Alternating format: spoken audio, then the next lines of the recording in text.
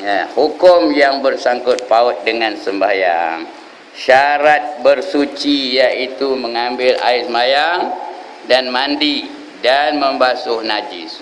Pagi ini kita nak belajar sebelum belajar sembahyang, kita nak belajar bersuci dulu. Kerana kalau kita tak suci bawa dalam sembahyang, apa jadi sembahyang kita? Tak sah sembahyang kita, ya. Kena bersuci dulu. Jadi kita nak belajar dulu bersuci. Syarat bersuci, ya, iaitu mengambil air sembahyang. Bersuci itu mengambil air sembahyang lah. Ada wuduk baru suci. Kalau tak ada wuduk, tak ada suci namanya.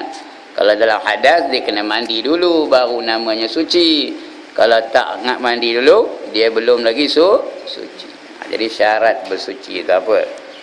Ya.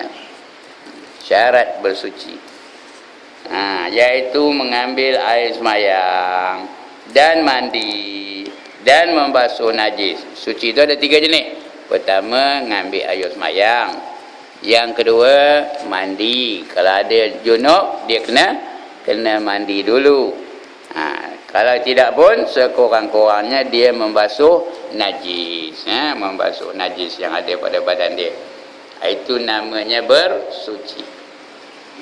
Disyaratkan pada bersuci itu akan air yang suci. Air yang nak menyucikan badan dia mesti air yang suci. Ya. Air yang suci namanya air mutlak. Min lam qaf. Air mutlak, ya. Itu air yang suci. Kerana firman Allah Ta'ala, wa anzalna minas samaa'i ma'an tahura. Surah Al-Furqan ayat 48. Artinya, dan menurunkan kami dari langit akan air yang menyucikan. Air dari langit tu air apa?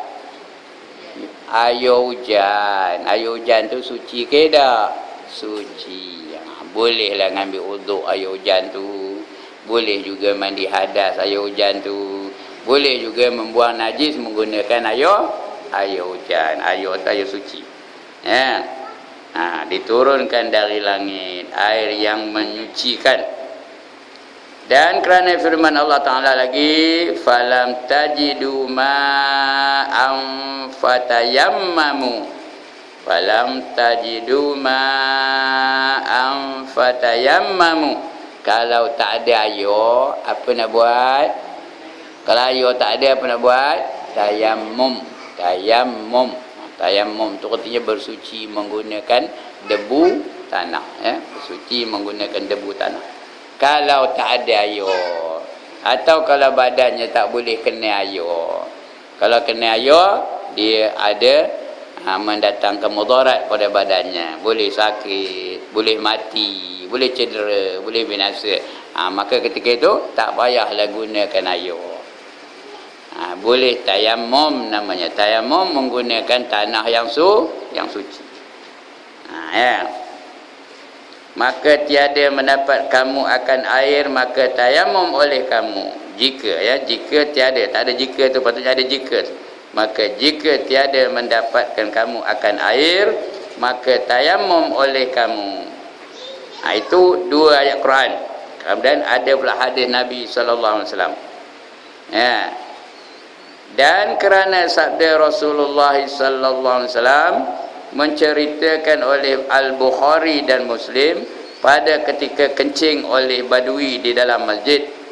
Ya. Ada seorang Arab badui, dia kencing dalam masjid. Dalam masjid kencingnya. Ya. Sahabat nak melupuh badui tu. Orang ajar benar kencing dengan orang ramai dalam masjid lah tu. Kalau dalam masjid simpang 4 ni ada orang kencing dalam masjid tu macam apa buat? Apa buat agaknya? Bukan nyempuk dengan kayu, dengan parang dia orang ya. Kerana itu perbuatan yang sangat orang hajar. Tapi ditegah di Rasulullah. Tak dibagi Rasulullah, jangan pukul dia. Dia tak tahu, kata Rasulullah. Rasulullah ni dia buat baik pada orang yang melakukan kejahatan. Itulah baiknya Nabi itu. Akhlak Nabi itu, ya. Dan dia pun khabar apa itu? Ahsin ila man asa'a ilaik, kata Nabi. Buat baik kepada mereka yang melakukan kejahatan kepada kamu. Ya, kita tengah berjalan, tiba-tiba ada orang nampur kita, pang, kata tampur ada orang. Ya, kita pun seluk poket. Keluar RM10, nak RM10. Ada orang boleh buat, boleh saya tampur kali lah. Begitulah diajar oleh Rasulullah.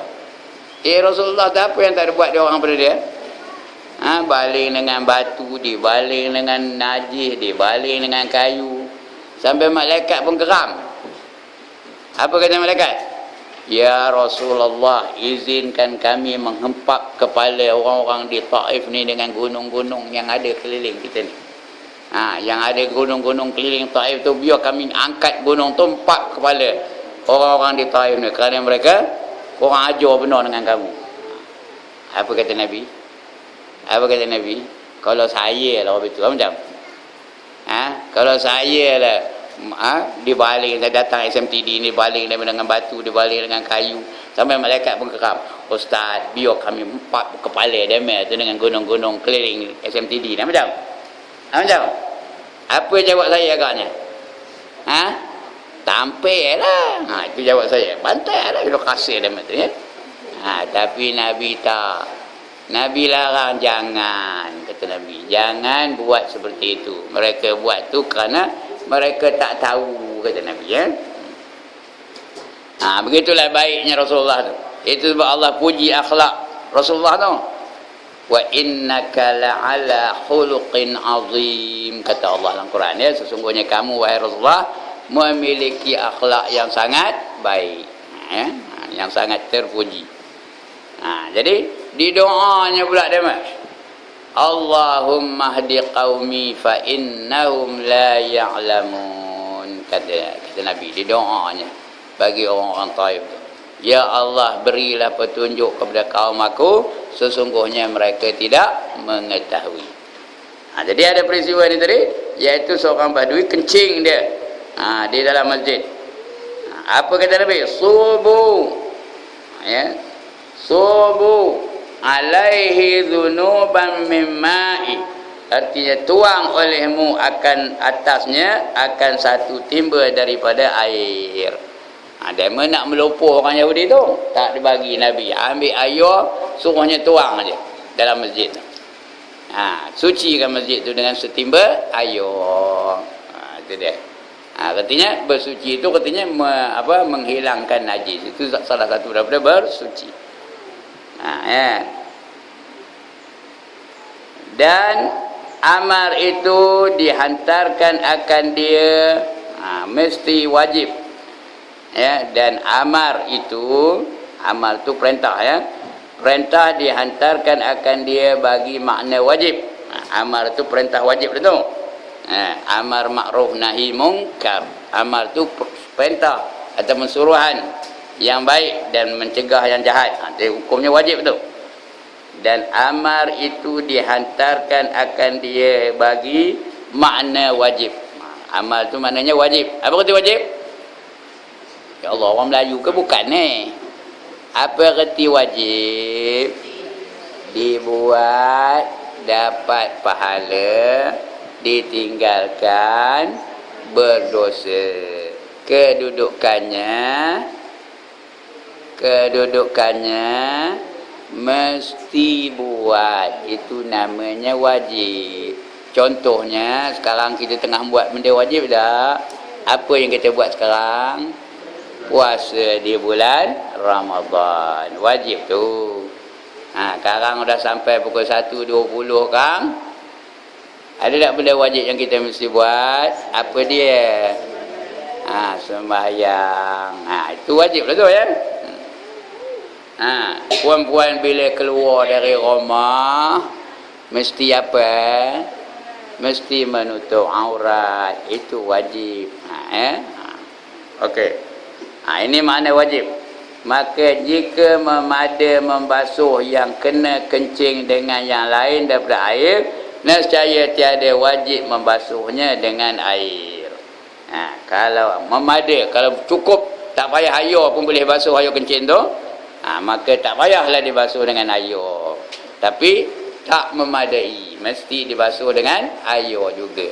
Kerana membasuh najis tu mesti dengan air yang lalu. Air lalu ya. Baru dia wajib jadi basuh dengan air tu.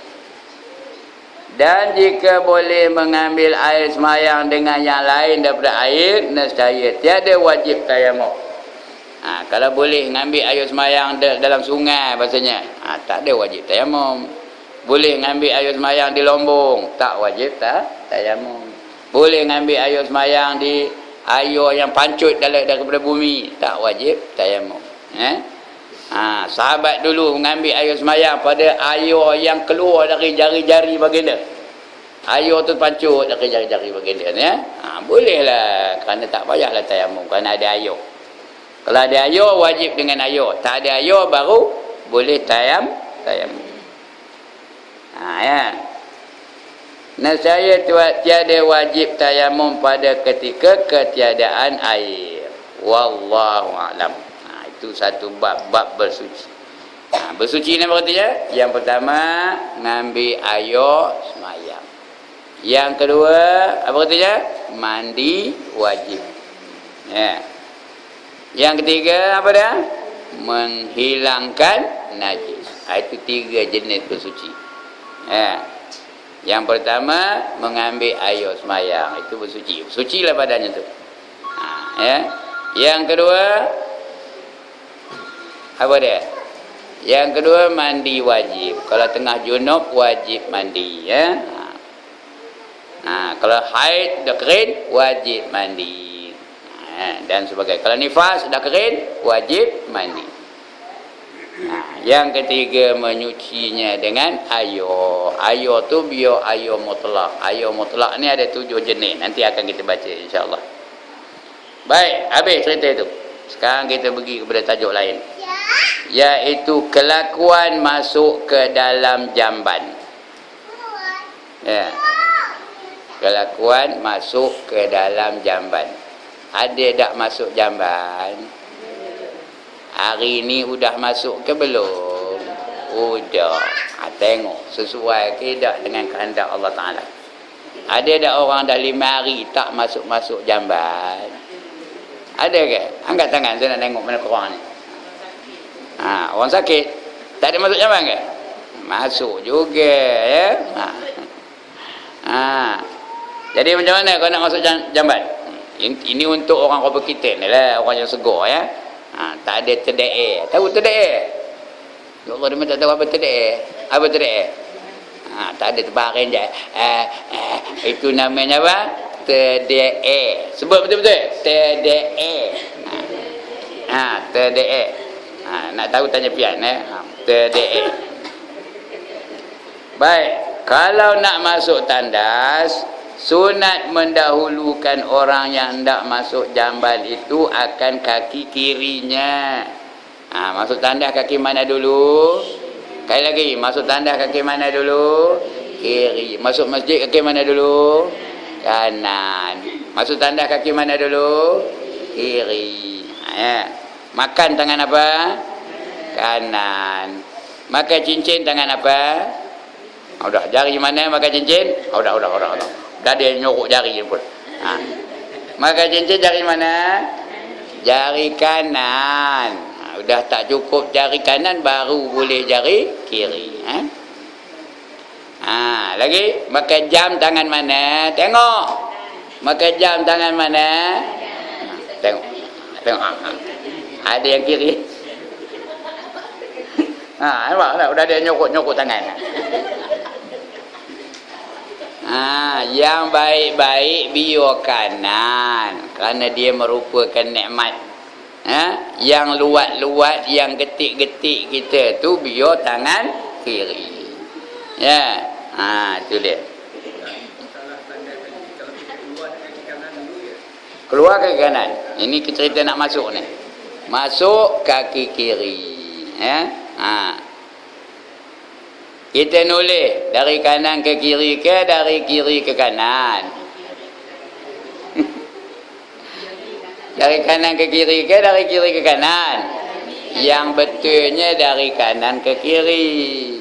Maknanya lebih afdal nulis Rumi ke nulis Jawi? Nulis Jawi lebih afdal. Ya. Ini ada orang tak tahu nulis Jawi, baca Jawi pun tak tahu apa. Itu dia. Tapi ini bukanlah benda besar benar ya. Bukanlah besar benar. Walau bagaimanapun kita hendak buat sesuatu tu mengikut kehendak Allah dan Rasul. Supaya sesuai dengan kehendak Islam. Kerana kalau ikut Islam dapat pahala. Tahu, masuk tanda dapat pahala, tidur dapat pahala, masak dapat pahala, layan suami dapat pahala, semuanya dapat pahala. Ya, senyum dengan suami dapat pahala. Lagi apa? Berpakaian dapat pahala. Bercakap dengan mak bapak ada pahala. Kalau ikut adab-adab dalam Islam ya. Kalau tak ikut Islam tak terima Tuhan. Wa man yabtaghi ghairal islami dina falan yuqbala min wa huwa fil akhirati minal khasirin, kata Allah. Barang siapa mencari satu cara hidup lain daripada Islam, maka sekali-kali tidak diterima Allah darinya. Tuhan tak terima, dan orang itu di akhirat nanti tergolong ke dalam golongan orang-orang yang rugi. Rugilah tu ya. Sebab itu kita kena ikut cara Islam. Semayang yang diterima Tuhan, semayang cara Islam. Orang lain semayang tak? Orang Hindu semayang tak? Orang Cina semayang tak? Terima dari Tuhan ke? Ya, yang diterima Tuhan semayang ikut cara Islam. Ya. Orang Hindu puasa tak? Ada puasa tak? Ada. Dema ada puasa hari Jumaat tau. Puasa dema tu. Cuma puasa dema tu ada beza dengan puasa kita. Kita puasa tak makan, tak minum, tak melakukan persetubuhan. Itu kita. Orang Hindu dia makan, tapi tak ada makan apa? Tak ada makan benda-benda bernyawa. Ikan dia tak makan, ayam dia tak makan, daging dia tak makan. Ya. Dia tak makan. Tapi kobis makan, toge makan, sayur makan, nasi makan. Kalau kopi itu tiap hari pun lalu kita puasa ya. Itu bezanya. Tuhan tak terima yang itu. Tuhan hanya terima ikut cara Islam. Ya. Jadi kita kena ikut cara Islam. Jadi masuk tandas pun ada cara Islam. Maknanya kita masuk tandas, masuk jamban tu dapat pahala. Ya. Macam mana? Kaki kiri dulu. Dan membaca ia pada ketika itu di luar ya, jangan dalam jamban tu baca. Di luar baca. Bismillah. Allahumma inni a'udzubika minal khubusi wal khaba'is. Kali lagi. Bismillah. Allahumma inni a'udzubika minal khubusi wal khaba'is. A'udzu, aku minta lindung. Bika, dengan kamu. Kamu tu siapa? Dengan Allah ya. Minal khubusi, daripada syaitan jantan, wal khaba'is, dan juga syaitan-syaitan betina. Masuk dalam jamban tu jangan ada syaitan jantan, jangan ada syaitan betina. Kerana syaitan tu apa dibuatnya? Apa dibuatnya pada kita ketika kita dalam jamban tu? Kalau kepalanya tak tutup, dicirik di atas kepala kita. Cuba rasa ada rambut tu. Ada tak? Lendir aja rasanya. Kalau ada lendir tu kena cirit setan tu. Pasal apa? Pasal dia masuk jamban tak tutup kepala. Jadi tutup kepala dulu. Ya, tutup kepala dulu. Kemudian doa ni tadi. Allahumma inni a'udzubika minal khubusi wal khaba'is. Dapat ke tak ni? Ya, dapat. Ada orang tak dapat lagi? Siapa tak dapat baca ikut ni.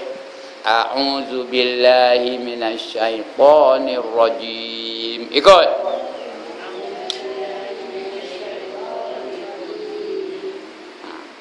Udahlah tu. Ada orang tak hafal? Ada ke orang tak hafal? A'udzubillahi minasyaitonir rajim. Aku minta lindung dengan Allah dari syaitan yang kena rejam. Ya. Boleh baca itu aja. Ataupun tambah lagi yang ini tadi, Allahumma inni a'udzubika minal khubuthi wal khaba'ith. Aku minta lindung dengan kamu wahai Allah daripada syaitan jantan dan syaitan betina. Ya. Artinya dengan nama Allah aku masuk wahai Allah, bahawa aku menuntut pelihara. Aku minta kamu peliharakan aku dengan dikau daripada segala syaitan lelaki dan syaitan perempuan. Rupanya syaitan ni ada lelaki, ada perempuan. Atau bulan Ramadan ni mana ada syaitan? Bulan Ramadan ada syaitan tak? Syaitan di mana bulan Ramadan ni? Syaitan di mana? Syaitan kena ikat. Kena ISA sebulan lamanya. Tahu ke ISA? Kena tangkap, dibelenggu, diikat, ada di tepin tu. Tengah melambai-lambai aja. Marilah timah, marilah minah, marilah anak, marilah itu nanti. Melambai-lambai aja. Ya. Walaupun syaitan dah tak ada, kawannya ada. Siapa kawannya? Kawan syaitan apa? Hawa nafsu. Dia tidak ditangkap, dia bebas. Sebab itu kita minta lindung dari syaitan dan juga daripada hawa nafsu. Jadi syaitan jantan dan betina tu. Dan sunat mendahulukan ia. Sunat tu apa artinya? Apa erti sunat? Dibuat dapat pahala. Lagi? Ditinggalkan tidak berdosa. Kedudukannya apa? Elok buat. Yang sunat tu elok buat. Bukan mesti buat, elok buat. Rumah nak elok tak? Tak. Baju nak elok tak? Pakaian nak elok tak? Tak. Entokah nak elok tak? Tak. Semayang lantak lah sunat aja. Ya, gitu kan? Alah sunat bukan aja, sunat aja. Ya. Robi tu ke? Tak ada jawab apa ni? Robi tu ke? Yang sunat-sunat itulah datangnya kasih sayang Allah kepada kita. Walaupun tak wajib, tapi dia sunat. Kena buat selalu yang sunat-sunat tu. Seperti apa? Semayang. Ada tak yang sunat semayang? Puasa ada tak sunat puasa? Ada. Sedekah ada tak sunat sedekah? Ada. Dan sebagainya. Apa saja yang kita buat yang mendatangkan pahala. Ini dapat pahala ni. Dan sunat mendahulukan ia akan kaki kanan pada ketika keluar. Itu soalan saudara kita tadi. Keluar dari jamban kaki mana? Kaki kanan. Masuk jamban kaki mana? Kaki kiri. Keluar jamban kaki mana? Kaki kanan. Nak disengajakan, nak ingat tu, nak keluar tu kaki mana nak keluar? Kaki kanan. Kaki kanan. Dapat pahala. Kalau kebetulan aja tak dapat pahala. Tahu kebetulan saja, dia kebetulan dia keluar pakai kaki kanan, tapi tak ada dalam hati dia, tak ada teringat, tak ada terlintas pun nak keluar menggunakan kaki kanan, tak dapat pahala. Percuma gitu aja. Tapi kalau dia niat bahawa sunat dia keluar dari jamban menggunakan kaki kanan, dapat pahala. Pagi tadi dapat pahala ke tak? Iya kan ni. Kalau disengajakan memang dapat pahala. Dia teringat keluar mesti kaki kanan, dia pun keluar kaki kanan, dapat pahala. Tapi kalau saja dia keluar kaki kanan tapi tak ada niat apa, tak ada ingat apa-apa, tak dapat pahala apa-apa. Begitu juga dia masuk tadi mesti kaki kiri. Dia ingat kaki kiri, masuk kaki kiri, dapat pahala di sisi Allah Taala. Jadi maknanya dalam Islam ni semua perkara kita lakukan boleh dapat pahala. Menguap dapat pahala, berosin dapat pahala, buang kuku dapat pahala, mamam dapat pahala, berjalan dapat pahala, berpakaian dapat pahala. Apa saja kita buat dapat pahala di sisi Allah Taala. Syarat ikut peraturan-peraturan yang Allah tetapkan. Dapatlah pahala itu di sisi Allah Taala. Baik. Kemudian bila keluar tu baca lagi. Ada jampi belakang. Tengok. Apa baca aja? Ghufranakal hamdulillahillazi azhaba anni al-adha azhaba annil adha wa afani. Artinya aku tuntut akan ampun engkau. Aku minta ampun pada kamu. Ghufranaka. Aku minta ampun pada kamu. Ngapa minta ampun? Ngapa minta ampun? Kita banyak dosa. Itu sebab minta ampun. Ada orang tak berdosa angkat tangan. Saya nak tengok benar mana kerupa orang tak berdosa ni. Kita minta ampun dengan Allah dari dosa-dosa yang kita lakukan. Ya. Alhamdulillah. Apa arti alhamdulillah? Segala puji bagi Allah. Nak puji-puji siapa? Puji Allah saja. Jangan puji Ustaz Ibrahim. Ngapa tak usah puji Ustaz Ibrahim? Ngapa jangan puji Ustaz Ibrahim? Nanti sakit hidung sampai ke kampung. Ngapa sakit hidung? Ngapa sakit hidung? Mudah kembang aja hidung tu. Kena puji dia kembang. Sampai ke kampung sakit hidung. Jadi nak puji siapa? Nak puji siapa? Puji Allah sahaja. Jangan puji manusia. Jangan puji pian. Pian tu sedap suaranya. Kata kalau dia azan, sedap benar suaranya. Betul? Kembang hidungnya. Ya, minggu depan pergi Pulau Tiga, kembang lagi hidungnya. Berminggu-minggu kembang hidungnya. Jangan apa puji. Nak puji Allah saja. Ya. Mengapa nak puji Allah? Kerana Allah itu memang layak untuk dipuji. Ya. Alhamdulillahillazi. Ya. Segala puji bagi Allah yang menghilangkan dia daripada aku akan yang cemar dan menolak ia daripada aku akan yang dibenci. Allah menghilangkan daripada aku benda yang cemar-cemar. Kita lepas tu yang sudah keluar tu benda apa? Benda baik ke benda cemar? Benda yang cemar, benda yang wangi ke benda busuk? Yang busuk. Lalu kan langkap dengan tangan keluar cium baunya, lalu kan? Hilang benda itu keluar daripada badan aku ni. Ya, yang cemar-cemar, yang busuk-busuk. Dan juga yang dibenci. Siapa berkenan angkat tangan? Siapa berkenan benda yang keluar tu angkat tangan? Buku bawa balik bola poket, angkat tangan. Berkenan ke tak? Jadi sebab itu kita puji Allah yang telah mengeluarkan benda yang busuk-busuk tu daripada diri kita. Ya. Segala puji bagi Allah yang menghilangkan ia daripada aku akan yang cemar dan menolak ia daripada aku akan yang dibenci. Wallahu a'lam. Itu adab masuk dalam jamban. Ada lagi adab tu. Kalau baca kitab namanya Hidayatul Salikin, ada 30 adab masuk dalam tanda. Pertama yang macam tadi ya. Sebelum masuk tu doa dulu. Ya. Paling senang doanya apa? Paling senang apa tadi? A'udzubillahi minasyaitonirrajim.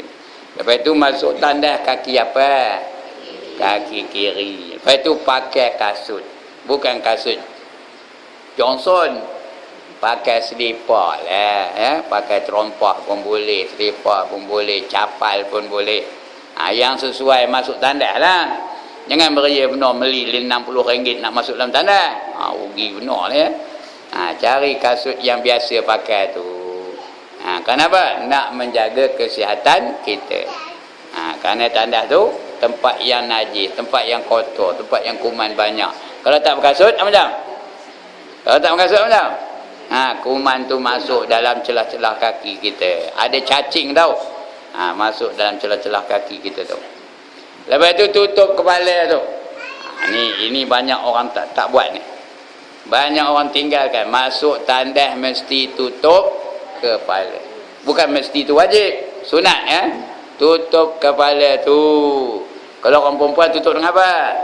Tutup dengan tudung, tutup dengan cekup, ya, tutup dengan kain basah, tutup dengan apa-apa pun boleh. Ya. Kalau orang lelaki tutup dengan apa? Dengan kepiah boleh. Ya. Dengan seraban boleh. Payah-payah sangat ambil cebok tu tutup kepala. Masuk dalam tandas. Kalau payah benar lah. Jangan terpongi aja kepala dalam tandas tu, ya. Kalau terpongi aja macam dia cirit di setan, bukan berak aja, dicirit di setan.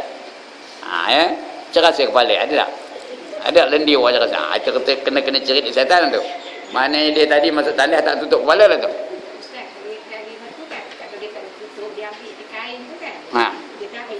Boleh lah. Kain tu tarik tu boleh lah tutup, tu kira tutup juga lah tu. Kemudian ada lagi tau. Kemudian bila bertenggung tu jangan terus muka tu ala. Lantak lah. Jangan terus apa? Sangkut aja tu ala tu di pintu tandas tu. Tengok dalam tu, ya Allah, mana kopelnya. Ada tak malaikat dalam tu? Ada. Apa kerja malaikat tu? Dia nangkap gambar tau. Tengok mana apa gambar dia main dalam tu. Ya. Tengah bertenggung tu tangkapnya gambar tu. Ya. Esok dia tayang balik tak? Dia tayang balik di padang mahsyar esok. Ini rupa dia dalam tandas dulu. Ya Allah, boleh weh. Malu ke tak? Punyalah malu di akhirat besok. Tahu? Gugur segala daging-daging muka yang tu kerana terlalu malu. Ya. Jangan bagi dia nangkap gambar kau itu. Ya. Lagi, kalau dia bertenggung, beratkan sikit di kaki kiri. Kaki kiri itu beratkan sikit. Lagi, ada adat dalam tanda ni. Apa lagi? Jangan pula baca Quran dalam tanda. Jangan beria mula ngaji. Bismillahirrahmanirrahim. Qul huwallahu ahad. Allahu samad. Jangan ngaji dalam tanda. Jangan pula nyanyi dalam tanda. Apa bentuk usah? Patutnya dalam tanda apa buat? Diam aja. Jangan bercakap-cakap. Ya. Jangan beria pula dalam hatiku hanya ada kamu. Jangan. Ya.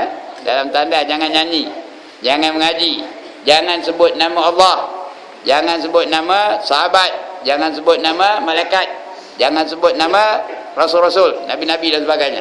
Jangan sebut. Orang panggil nyaut lah. Ya. Tak adalah salah tu kalau orang panggil, tapi ndak apa tu mana anu ni tak payah ya. Nyaut tu dah tu. Ya. Berkata seminimum yang boleh. Tahu minimum? Sedikit-sedikit yang boleh. Terpaksa saut-saut lah. Lagi apa? Lagi jangan ditengok benda yang luruh tu. Tahu ke apa benda luruh? Apa hukumnya tengok benda yang luruh tu? Makruh. Makruh ya. Biar dia luruh saja. Plom. Jangan beria benda nonggil tengoknya. Ya. Ini bukan melawak dia, ada dalam kitab tau. Begitu juga kalau ada cincin tulis nama Allah, tanggalkan. Letak, jangan letak luar. Tanggal letak dalam beg ya. Simpan, sorokkan. Begitu juga kalau bawa surah Yasin, jangan bawa masuk dalam tanda. Surah Yasin ke ayat Quran ke apa-apa lah, jangan masuk dalam tanda. Apa? Kalau dalam handphone tutup handphone tu dulu. Tutup handphone, jangan bagi dia keluar je lah. Bukan suruh delete media ya. Dalam handphone tu ada surah Yasin tu. Kadang-kadang dalam handphone ini pun ada. Tapi janganlah di gambar tu tengah hadir tulisan tu dia bawa masuk. Ini dia tak sah ya. Tutup aja lah. Tutup handphone tu. Baju apa? Ada tulis ayat Quran. Ya.